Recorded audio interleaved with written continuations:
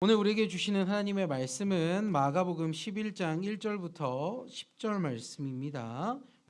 그들이 예루살렘에 가까이 와서 감람산 벳바게와 베다니에 이르렀을 때에 예수께서 제자 중 둘을 보내시며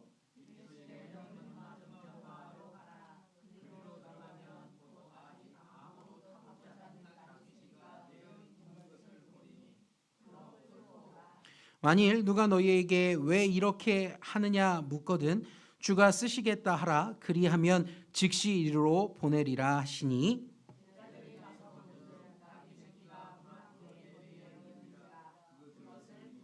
거기 서 있는 사람 중 어떤 이들이 이르되 나귀 새끼를 풀어 무엇 하려느냐 하매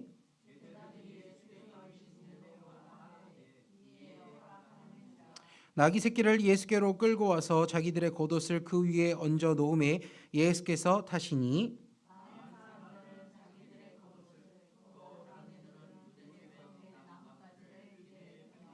앞에서 가고 뒤에서 따르는 자들이 소리 지르되 호산나 찬송하리로다 주의 이름으로 오시는 이여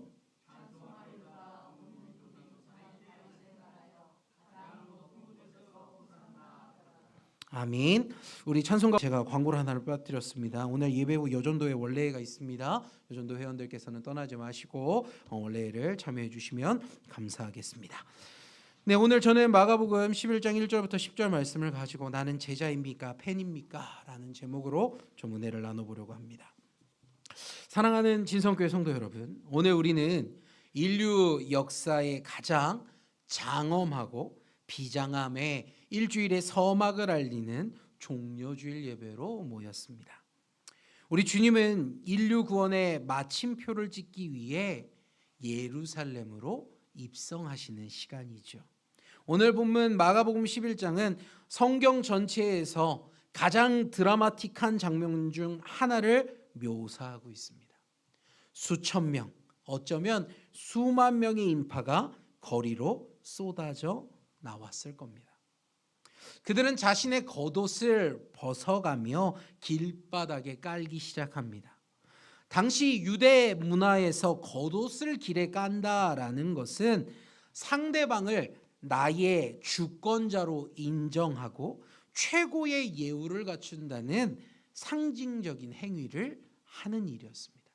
그러니까 예수님께서 예루살렘으로 입성할 때 사람들이 겉옷을 까는 것, 오늘날로 말하면 영화제에서 레드카펫이 깔리는 것 같은 그런 일은 상대방을 나의 최고의 주권자로 인정한다, 당신은 우리의 주인 되십니다 라는 표현이었다는 거죠.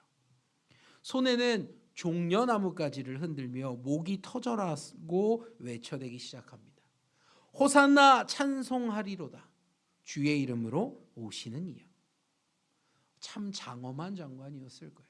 수천 명 수만 명이 길에 모여 옷을 깔면서 엎드리면서 종려가 나무가지를 흔들며 호산나 호산나. 상상해 보십시오. 굉장히 멋진 일 아닙니까? 우리나라에서도 얼마 전에 모 가수가 길거리에서 수만 명을 모으고 콘서트를 하더라고요. 그것만 봐도 사람들이 많이 모인다는 것, 어떤 에너지를 내는지 알 수 있을 겁니다. 그런데 예수님 시대에서 그 상황을 한번 상상해 보십시오. 뭔가 사람들이 몰려들고 나뭇가지를 들며 외치는 그 순간 예수님이 그 위를 지나가십니다. 그런데 지나가실 때 뭔가 이상한 느낌을 여러분들이 받으셔야 돼요. 뭐냐 하면 세상이 볼 때 그 장면은 위대한 왕의 입성이에요. 그런데 예수님의 입성의 장면은 왕의 입성과는 조금 다른 느낌의 모습을 보이고 있기 때문입니다. 로마의 개선 장군들이 성에 진입할 때 이런 일이 있었다고 해요. 왕이 군사들을 대동하고 성에 입성하면 승리한 장군이 들어갈 때 근육질의 남성이 백마를 탑니다. 은빛 갑옷을 입고요. 수만 명의 군단병을 이끌고 칼을 휘두르며 나가는 거예요.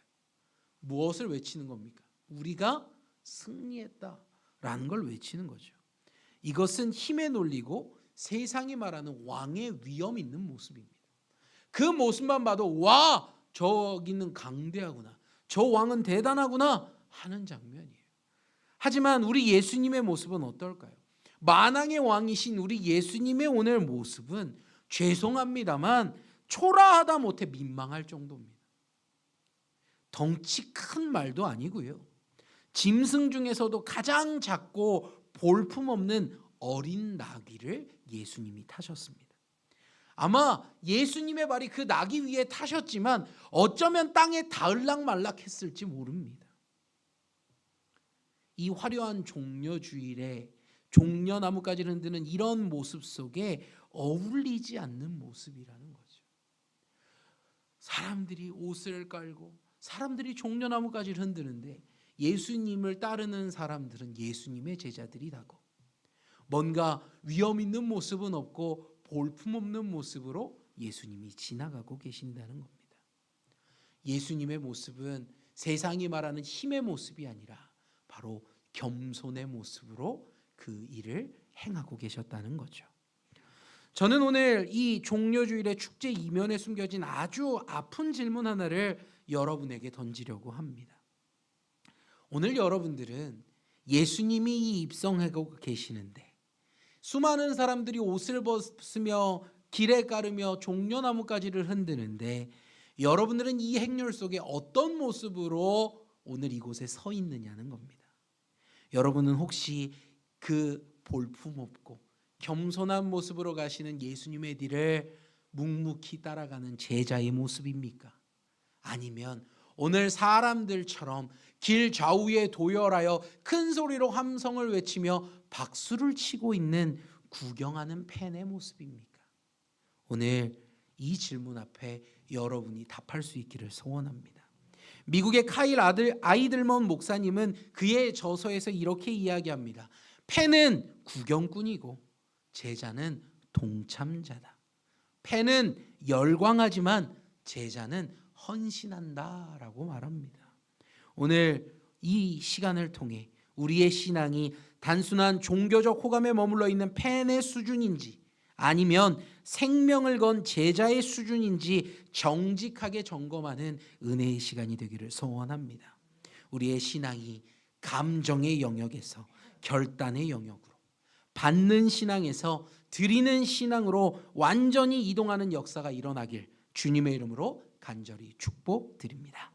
자, 오늘 말씀에서 우리에게 말하고 있는 첫 번째는 제자는 이해라는 우상을 깨고 순종한다라는 겁니다. 자, 오늘 본문 1절에서 3절을 한번 같이 볼까요? 자, 본문에서 1절에서부터 3절입니다. 제가 한 절, 여러분들이 한 절, 마지막 절은 같이 봅니다. 제가 1절 합니다. 그들이 예루살렘에 가까이 와서 감람산 벳바게와 베다니에 이르렀을 때에 예수께서 제자 중 둘을 보내시며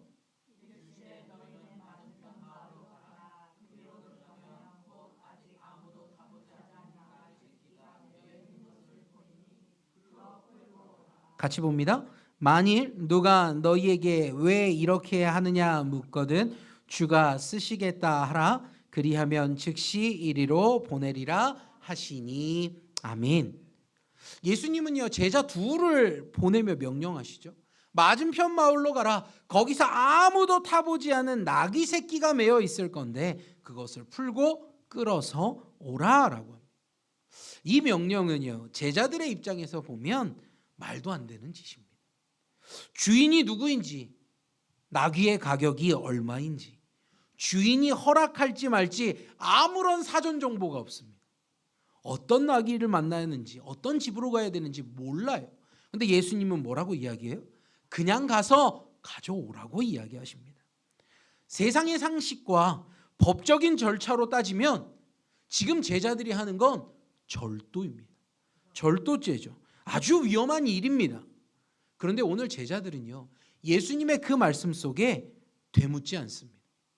예수님이 가서 끌고 와라 라고 하는데 되묻지 않아요. 예수님 주인이 고소하면 어떡합니까? 예수님 최소한 계약금이라도 주셔야 하지 않습니까?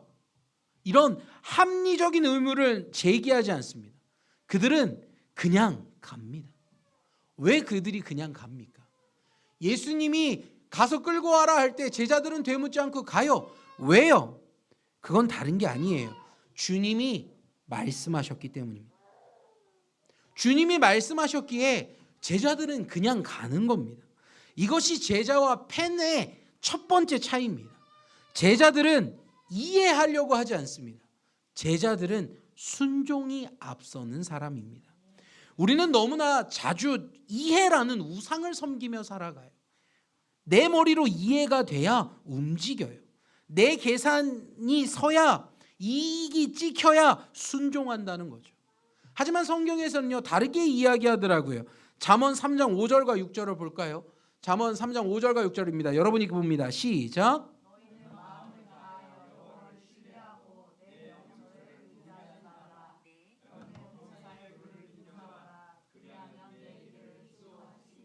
아멘. 성경은요, 내 명철을 의지하지 말라고 분명히 경고하고 있습니다. 믿음의 조상 아브라함을 보니까요, 히브리서 11장 8절에 이렇게 말하더라고요. 믿음으로 아브라함은 부르심을 받았을 때에 순종하여 장래 유업으로 받을 땅에 나아갈새 갈 바를 알지 못하고 나아갔으며. 아멘. 그가 부르심을 받습니다. 하나님이 아브라함을 불러서 가라라고 이야기하세요. 그런데요, 명확하게 말합니다. 갈 바를 알지 못했다라고 말이죠. 지도가 있어서 떠난 게 아닙니다. 하나님의 목적지를 가르쳐 주신 다음에 떠난 게 아닙니다. 그냥 떠나라라고 하니 발을 뗀 것이죠. 그랬더니 하나님이 그 발걸음마다 새로운 길을 만들어 주셨다는 겁니다.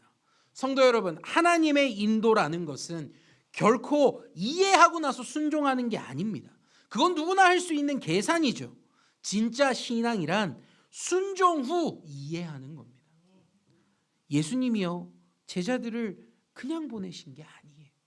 그들에게 이해를 요구한 게 아니라 순종을 요구하셨다는 겁니다. 요한복음 2장의 가나 혼인잔치도 한번 떠올려 보십시오. 예수님의 어머니 마리아는 하인들에게 명령합니다. 무엇이든지 그가 시키는 대로 하라라고 이야기해요. 포도주가 떨어진 절망적인 상황에서 항아리에 물을 채우라라는 주님의 말씀은 합리적이지 않습니다. 머리로 생각할 때 무슨 말도 안 되는 일이야 라고 생각할 수 있어요. 하지만 그들이 한 일은요, 그것에 순종합니다. 그리고 나서 물을 뜰 때 그것이 극상품의 포도주로 변하는 기적을 경험하게 되는 겁니다. 그들이 만약 이해하려고 애썼다면, 이해를 요구했다면 그들은 평생 이 포도주를 경험하지 못했을 겁니다. 그저 맹물만 구경했을 겁니다. 성도 여러분, 우리의 인생도 마찬가지예요. 신앙생활은 엘리베이터를 타는 것이 아니에요. 엘리베이터에 대한 이야기가 왜 나올까요? 엘리베이터는요, 신기해요. 목적지까지 우리를 데려다 주죠. 그런데 엘리베이터는요, 1층에서 버튼을 누르면 몇 층까지 가고 있는지, 도착 시간이 언제 정도 걸리는지 알 수 있습니다. 왜요? 표시가 바뀌잖아요. 1층에서 2층으로, 3층으로. 우리는 그걸 보면서 우리가 언제쯤 도착하겠다 예측할 수 있죠. 하지만 신앙생활은 엘리베이터가 아니에요. 신앙생활은 계단과도 같아요. 무슨 말일까요? 우리는 하나님 앞에 때를 써요. 하나님, 제 인생의 전체 설계도 좀 보여주세요. 이 고난의 끝이 언제인지, 10년 뒤에 제가 어떻게 될지 다 알려주십시오. 그래야 제가 안심하고 가죠. 우리는 하나님 앞에 이렇게 이야기해요. 그런데 그때 하나님은요, 늘 우리에게 이렇게 대답하십니다. 얘야, 너는 그 길을 다 알 필요가 없다. 네가 어떻게 되는지, 어디로 가야 되는지, 10년 뒤에 어떤 모습인지 알 필요가 없다. 그건 내가 안다. 너는 오늘 내가 보여준 이 계단의 한 계단만 올라가면 된다. 하나님은 우리에게 그렇게 말씀하시는 거예요. 우리가 그 말씀 속에 순종하고 한 계단을 오르면 하나님은요, 다음 계단을 우리에게 보여주시는 겁니다. 우리가 순종해서 한 걸음 한 걸음 걸으면 다음 계단이 나타나고, 다음 계단이 나타나고, 때가 이르면 목적지에 도착하는 거예요. 그런데요, 여러분, 계단을 올라갈 때요, 여러분의 목적지가 계단 하나하나가 아니라 여러분의 목적지가 10층, 20층이라고 생각하십시오. 그러면 한 계단을 오를 때 여러분들이 20층까지 올라갈 의지가 있을까요? 아마 없을 겁니다. 난 못해요. 그럴 거예요. 그런데 주님이 보여주시는 건 늘 한 걸음이에요. 여기에 순종해라. 그러면 우리가 그 걸음을 밟으면 다음 발걸음이 또 보여서 순종하고 그 길을 걷다 보면 언제일진 모르지만 하나님이 원하시는 목적지에 다다를 수 있다는 겁니다. 성도 여러분, 우리는 주님이 보여주시지 않는다고 원망할 때가 있어요. 주님 왜 전체를 안 보여주세요? 주님 여지껏 인도하셨던 거 제가 돌아보니까 인도하셨는데요. 앞에 것도 보고 싶어요. 하나님 좀 보여주세요. 우리는 오늘도 그렇게 부르짖습니다. 그런데 주님은요 그렇게 하지 않으세요. 그 이유는 다른 게 아니라 한 걸음 한 걸음 우리를 이끌고 계신 하나님을 신뢰하는 게 아니라 내 인생의 설계도를 바라보고 그것을 신뢰할까 봐 주님은 그렇게 보여주시지 않는 거라는 겁니다. 하나님 전지전능하시다면서요. 그럼 미리 다 보여주시면 좋죠. 아니요. 그건 내 생각이에요. 주님은 그렇게 하지 않으세요. 오늘도 한 걸음, 내일도 한 걸음 신앙 안에서 믿음의 발걸음을 걷기를 주님이 원하신다는 거죠. 성도 여러분, 여러분에게 한번 묻고 싶습니다. 요즘 여러분의 삶에 이해되지 않는 나귀 새끼가 있진 않으십니까? 주님, 이 상황은 제 상식과 너무 다릅니다. 왜 저에게 이런 아픔을 주시고 왜 이런 길로 나를 몰아가십니까? 여러분 그렇게 외치고 계시지 않습니까? 사랑하는 여러분, 다시금 당부드립니다. 이해하려고 애쓰지 마십시오. 하나님은 우리가 다 이해할 수 있는 작은 분이 아니라는 겁니다. 하나님은 여러분이 이해할 수 없습니다. 되게 쉽게 이야기할까요? 여러분, 길가에 있는 작은 개미를 한번 보십시오. 개미가 아인슈타인의 상대성 이론을 이해할 수 있겠습니까? 이해할 수 없어요. 아니 개미뿐만 아니라 이 자리에 앉아있는 저와 여러분이 상대성 이론을 이해하십시오 그러면 그게 뭐야 하실 분도 있을 겁니다. 그걸 어떻게 합니까? 그건 전문가나 하지. 우리는 그렇게 이야기할 거예요. 같은 사람인데도 이해 못해요. 근데 개미는 이해할 수 있을까요? 죄송합니다. 못해요. 그 뜻은 우리는 아무리 이해하려고 하지만 그 크신 하나님의 뜻을 이해할 수 없다는 겁니다. 피조물인 우리가 창조주의 거대한 섭리를 이해하는 건 불가능해요. 제자는 이해하기 때문에 움직이는 게 아니라 순종하면서 오늘도 주님의 마음을 배우는 사람이라는 걸 기억하기를 소원합니다. 오늘 여러분의 명철이라는 여러분의 그 명철이라는 십자가를 여러분의 그것을 십자가 앞에 내려놓고 주님 말씀 앞에 아멘으로 반응하는 참된 제자가 되시기를 주님의 이름으로 축복드립니다. 오늘 말씀이 말하는 두 번째는 제자는 소유권의 주인이 누구인지 아는 사람이라는 겁니다. 오늘 본문 5절과 6절을 보면 우리는 제자들보다 어쩌면 더 위대한 제자의 표상을 만납니다. 읽지는 않을 겁니다. 바로 누구냐면 나귀 주인이에요. 이게 무슨 말일까요? 제자들이 나귀를 풀 때 주인이 당연히 묻습니다. 무엇 하려고 나귀 새끼를 푸느냐라고 물어요. 이때 제자들은요 예수님이 명령하신 대로 아주 짧은 대답을 놓습니다. 뭐라고 합니까? 아주 잘 하시는 말이에요. 뭡니까? 주가 쓰시겠다 하라. 주님이 쓰신답니다. 이렇게 대답해요. 다른 설명이 필요하지 않습니다.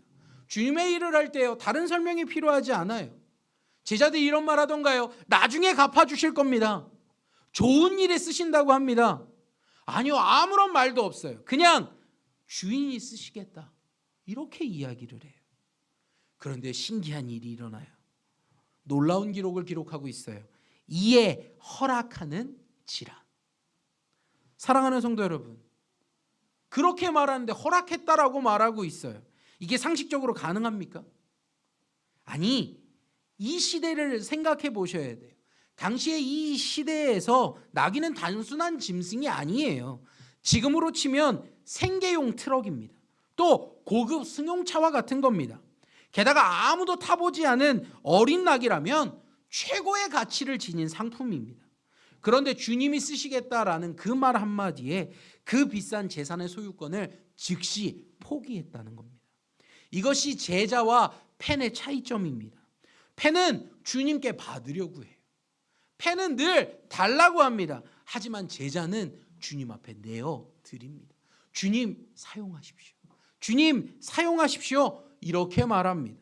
시편 24편 1절엔 이렇게 기록하고 있어요. 읽어봅시다. 시작.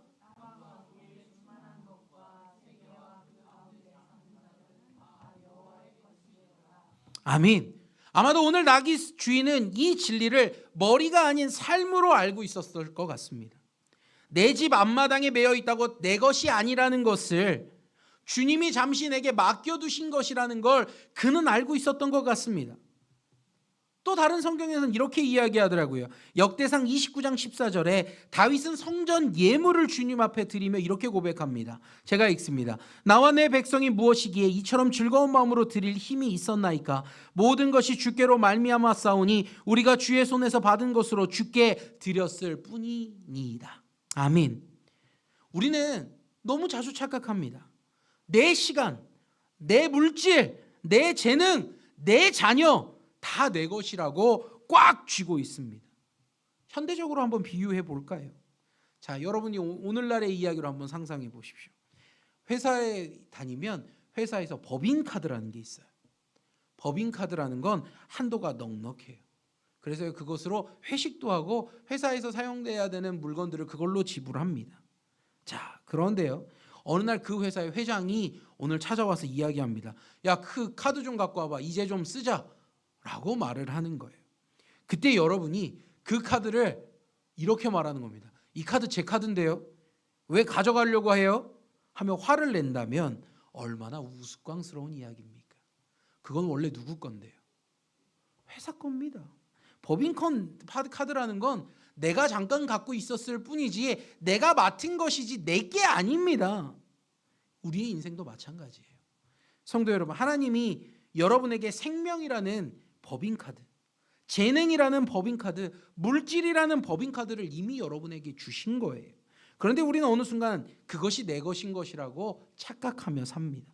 그리고 주님이 쓰시겠다 하면 주님 앞에 인상을 팍 써요. 주님을 위해 시간을 내라고 하면 우린 뭐라고 해요? 주님 바빠서 안 돼요. 하나님 앞에 이렇게 섬기셔야 합니다. 아, 왜 요즘 교회는 이런지 모르겠다고. 왜 이렇게 자꾸 우리한테 요구하는 게 많냐고. 오늘날 세상이 그렇게 이야기합니다. 주님을 위해 물질을 좀 흘려보내시라고 하면 나 먹고 살기도 힘들다라고 이야기합니다. 죄송합니다. 성도 여러분, 그거 제자 아닙니다. 그건요, 그저 주님 주변을 서성이며 무언가를 받으려 하는 팬의 모습이라는 거예요. 로마서 12장 1절은 이렇게 이야기하죠. 제가 읽습니다. 그러므로 형제들아, 내가 하나님의 모든 자비하심으로 너희를 권하노니 너희 몸을 하나님이 기뻐하시는 거룩한 산 제물로 드리라. 이는 너희가 드릴 영적 예배니라. 아멘. 제자는 내 소유권을 주님께 완전히 이전한 사람이에요. 주님, 이 나귀는 원래 주님의 것입니다. 언제든 쓰십시오. 이 고백을 하는 사람이 진짜 제자라는 거죠. 그런데 어린아이가 사탕을 양손에 꽉 쥐고 있으면 부모가 주려고 하는 초콜릿을 받을 수 없어요. 그런데 그 사탕을 하나를 내려놓으면 그 다른 손에 더 풍성한 게 주어지는 거죠. 하나님은 손을 꽉 쥐고 있는 자보다 손을 펼친 사람을 통해 오늘 일하고 계신다는 걸 기억하기를 소원합니다. 성도 여러분, 오늘 주님이 여러분에게 말씀하고 계십니다. 얘야, 내가 너의 시간을 좀 쓰자. 얘야, 내가 너의 물질을 오늘 좀 쓰자. 얘야, 내가 너의 오늘 젊음을, 너의 힘을 좀 쓰자. 주님이 그렇게 말씀하실 때 여러분 주님 앞에 어떤 표정을 지으시겠습니까? 나귀 주인처럼 이에 허락하는 진짜 제자가 되기를 소망합니다. 주님은 내어드리는 자를 통해 하나님 구원 역사를 완성해 가시는 분입니다. 주님께 내어드리는 그 나귀 새끼 한 마리가 예루살렘의 입성이라는 그 놀라운 일을 감당하는 도구가 되는 것처럼 오늘이 주님 앞에 여러분이 내어드리는 그 작은 섬김이 하나님의 나라를 세워가는 것입니다. 오늘 그것을 믿으시고 제자의 모습으로 한 걸음 더 나서는 저와 여러분이 되기를 소원합니다. 오늘 말씀이 말하고 있는 세 번째는 패는 열광하지만 제자는 언약으로 남는다라는 겁니다. 자, 성도 여러분, 다시 예루살렘 성 안의 풍경을 떠올리십시오. 인파가 구름처럼 모여들었습니다. 8절부터 10절까지 사람들의 반응은 거의 광기에 가깝습니다. 열광하죠. 호산나 호산나 외쳐댑니다. 그런데요, 성경을 잘 아는 저와 여러분은 이 장면을 보면서 오히려 와 멋지다 훌륭하다가 아니라 가슴이 아파야 합니다. 왜 그럴까요? 지금 예수님을 향해 열광하고 있는 이 사람들, 호산나를 외치고 있는 이 사람들 중 대다수는 불과 며칠 뒤 빌라도의 법정에서 주님을 향해 침을 뱉으며 저를 십자가에 못 박으소서라고 외치는 사람들이기 때문입니다. 왜 그들이 변합니까? 왜 순식간에 변합니까? 그들은 제자가 아니라 팬이었기 때문이에요. 그들은 예수님이 로마의 압제에서 자기들을 구원해주고 오병이어의 기적처럼 자기들의 배를 불려줄 정치적 영웅으로만 예수님을 기대했습니다. 그런데 주님이 칼을 휘두르기는커녕 순순히 잡히시고 매를 맞으시는 초라한 패배자의 모습으로 나타나자 자기의 기대와 다르다는 이유로 한순간에 배신자로 돌아선 겁니다. 팬 그리고 제자의 차이는 스포츠 팬과 선수의 차이와도 같습니다. 스포츠 팬들은요 굉장히 열광합니다. 경기가 진행할 때 끝날 때까지 소리 지르며 자리에 앉지도 않습니다. 어떻게 그렇게 많은 응원가를 부르는지 놀라울 따름이에요. 팀이 이기면 기뻐서요 길거리로 쏟아져 나와서 춤을 추죠. 여러분 2002년도를 떠올려 보십시오. 우리나라 국민들이요 길거리에 안 쏟아져 나온 사람이 없었다고 합니다. 열광하는 거예요. 빨간 옷을 입고 이기면 옆 사람이 누군지도 모르고 끌어안았다고 합니다. 또 버스 위에 사람들이 올라가서 들고 뛰고 내 차든 남의 차든 상관없이 열광했죠. 그게 팬이에요. 그런데요 팀이 이길 땐 이렇게 기뻐하고요 좋아하는데 팀이 지거나 성적이 안 좋으면 팬들은 어떻게 합니까? 가장 먼저 욕을 하고요 경기장을 떠나버립니다. 팬은 감정으로 움직이기 때문이에요. 그런데 선수는 어떻습니까? 선수는요 비가 오나 눈이 오나 몸에 부상을 입어 피가 흘러도 끝까지 경기장을 지켜요. 선수는 헌신으로 움직이기 때문입니다. 오늘 여러분의 신앙은 어떻습니까? 기도가 응답되고 삶이 형통할 때 주님 사랑합니다 라고 고백해요. 그런데 조금만 문제가 생기고 건강이 나빠지고 경제적으로 힘들어지면 하나님 살아계신 거 맞나? 어떻게 나한테 이러시지? 라고 말하며 예배의 자리를 떠나곤 합니다. 이 모습은 전형적인 팬의 모습입니다. 요한복음 6장 66절을 보면 뼈아픈 기록이 있어요. 여러분 읽어봅시다. 시작.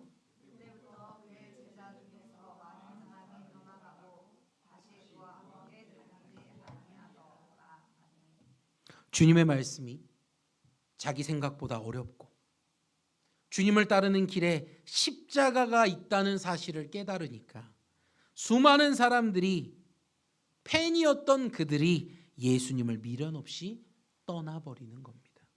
디모데후서 4장 3절엔 이렇게 이야기하더라고요. 여러분 읽어볼게요. 4장 3절입니다. 시작.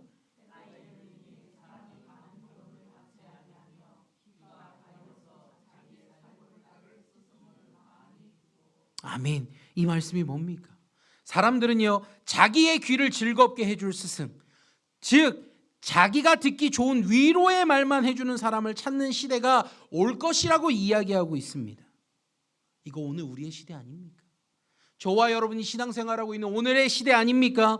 오늘날 많은 그리스도인이라고 하는 사람들이요 교회를 쇼핑 다닙니다. 무슨 말이에요? 어느 교회가 내 귀를 즐겁게 해줄까? 어느 목사가 나를 기분 좋게 해줄까? 이것은 제자의 길을 찾는 게 아니라 자기를 만족시켜줄 스타를 찾는 팬의 형태라는 겁니다. 하지만 신앙이란 이런 것과는 다릅니다. 신앙은 연애를 하는 게 아니라 신앙은 결혼을 하는 겁니다. 연애라는 건 좋을 때만 함께 합니다. 마음이 안 맞으면 헤어져 버려요. 그런데 결혼은 어때요? 기쁠 때나 슬플 때나 건강할 때나 아플 때나 부유할 때나 가난할 때나 함께하는 겁니다. 결혼은 감정이 아니라 언약이기 때문입니다.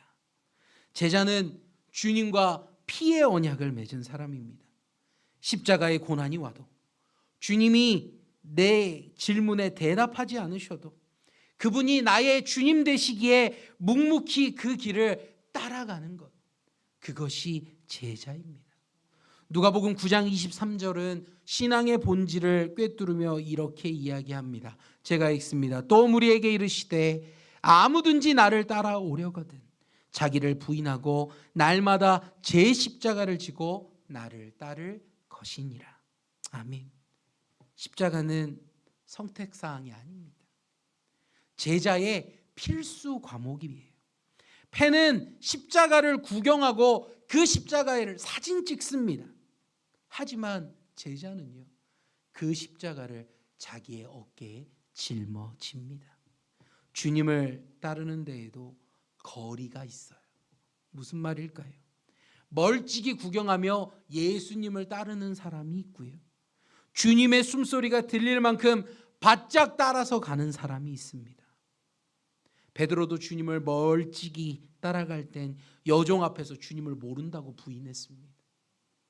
하지만 주님 곁에 바짝 붙어 있는 제자는 십자가 곁을 지킬 수 있는 겁니다. 오늘 여러분은 십자가와 어느 정도 떨어져 계십니까? 십자가의 고난이 두려워 적당한 거리를 두고 눈치만 보는 팬은 아닙니까? 아니면 주님의 피냄새와 땀냄새가 진동하는 그 십자가의 곁을 지키는 참 제자이십니까? 팬은 환경에 따라 움직이지만 제자는 십자가라는 표대를 보고 끝까지 남는 사람임을 기억하기를 소원합니다. 말씀을 정리합시다. 사랑하는 성도 여러분, 오늘 이 시간 동안 우리는 거울을 보듯 우리의 신앙을 들여다봅니다. 이 시대 속에서는 여전히 두 부류가 있습니다. 주님을 바라보고 환호하는 수만 명의 팬, 혹은 주님의 고난을 묵묵히 따르는 소수의 제자가 있습니다. 하지만 마태복음 7장 21절엔 엄중한 경고를 저와 여러분에게 던지고 있습니다. 읽어볼까요? 시작.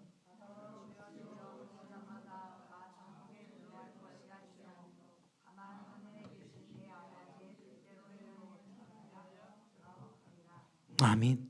입술로만 주를 찾는 팬들은 결코 천국잔치에 참여할 수 없습니다. 팬과 제자의 결정적인 차이는 마지막 위기의 순간에 드러나는 겁니다. 주님은 팬들의 무리를 떠나십니다. 오병이어의 기적 후에 그들이 주님을 억지로 왕으로 삼으려 할 때 주님은 단호하게 그들을 작별하고 기도의 자리로 떠나셨습니다. 팬의 열광은 주님에게 아무런 위로도 필요도 되지 않았기 때문입니다. 하지만 제자들은 어떠합니까? 그들은 비록 연약해서 풍랑 속에서 비명을 지르고 있었습니다. 주님은 비명 지르고 있는 그 연약한 제자들에게 찾아오셨다는 거예요. 많은 무리는 버리고 기도하러 가셨지만 연약해서 소수여서 부르짖고 있는 그들에게 주님은 밤바다를 뚫고 찾아오셨다는 거예요. 제자는 제자가 된다는 건 좁은 문으로 들어가는 고달픈 길 같지만 실상은 가장 안전한 길입니다.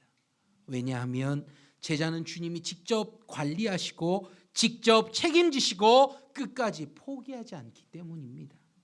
이제 내일부터 인류 역사상 가장 고통스럽고 어쩌면 가장 거룩한 고난주간이 시작됩니다. 단순히 부활절에 삶은 달걀을 갖고 먹을 수 있겠다 기대하는 그런 어리석은 팬은 되지 마십시오. 주님이 겪으신 그 모욕, 그 수치, 그 살을 찢는 채찍질, 그 외로운 겟세마네의 기도를 제자의 심정으로 같이 겪어내시기를 바랍니다. 오늘 이 시간 우리 신앙의 핵심 문장 세 가지를 우리가 한번 보면서 읽으면서 우리 가슴속에 새겼으면 좋겠습니다. 자, 숫자 하나씩 같이 읽어봅시다. 시작. 팬은 필요할 때만 찾고 제자는 언제나 따릅니다. 다음, 팬은 감정으로 움직이고 제자는 결단으로 움직입니다. 팬은 받으려 하고 제자는 기꺼이 드립니다. 사랑하는 성도 여러분, 좋아하는 신앙에 머물지 마십시오. 이제 좋아하는 신앙에서 따라가는 신앙으로 거듭나십시오. 감동만 받는 신앙에서 결단하는 신앙으로 일어나십시오. 이해되지 않아도 순종하십시오. 내 소중한 나귀를 기꺼이 주님께 내어드리십시오. 어떤 비바람이 불어도 주님의 십자가를 떠나지 마십시오. 그런데 성도 여러분, 이것은 여러분의 의지만으로 되는 일은 아닙니다. 오늘 여러분이 제자로 살기로 결단하고 십자가 앞에 엎드린다면 성령 하나님께서 여러분의 손을 붙잡아 주십니다. 풍랑 위를 걸어오신 그 주님이 여러분을 붙들어 제자의 길을 완수하게 하실 것입니다. 주님은 오늘 우리에게 묻습니다.